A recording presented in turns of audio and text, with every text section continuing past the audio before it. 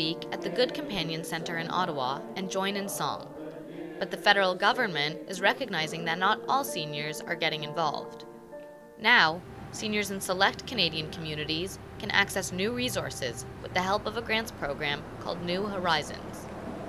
It's offering $2 million to combat social isolation, something Linda Tennant has dealt with. She participates in exercise groups, a knitting class, and meets her friends for weekly lunches.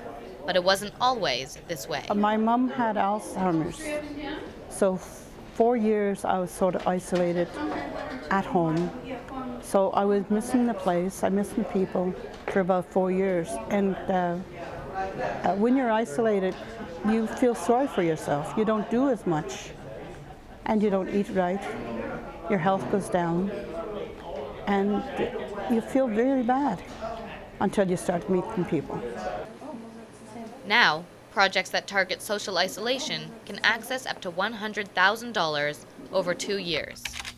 Dominique Paris-McKay is the director of Age Friendly Ottawa.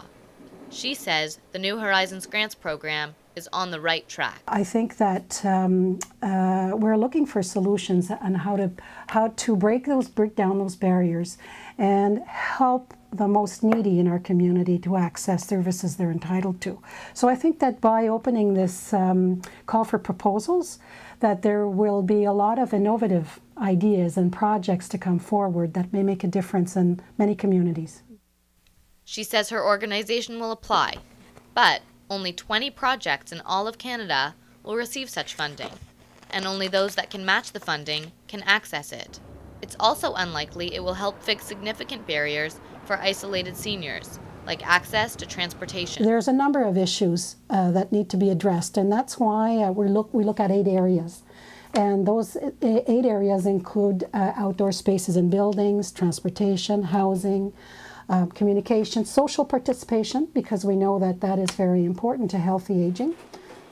Canada's seniors make up the fastest growing age group, and by 2051, about 1 in 4 Canadians is expected to be 65 or over.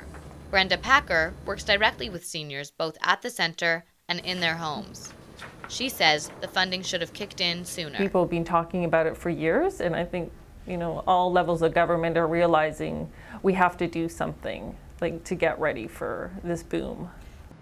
The federal funding can't help with the most significant obstacles for seniors, like transportation and uneven sidewalks, which often come at a municipal level.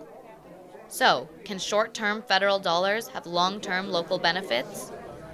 Ottawa Councillor Marianne Wilkinson says yes. If you get them involved, then you've actually achieved your objective in many respects, because as long as it's not a case of having to have funding for them to be involved, or if as long as there's a way in which you can move from the initial funding to identify them and get them involved to having a much less amount of money to keep them involved, then I think you've achieved that objective. Now, there will be some that fall through the cracks, but I think I've seen other programs like that have really been very effective. With new funding, the Canadian government is targeting seniors so they won't fall through society's cracks. Proposals are being accepted until mid-November. Maya Hamovich, Capital News Online.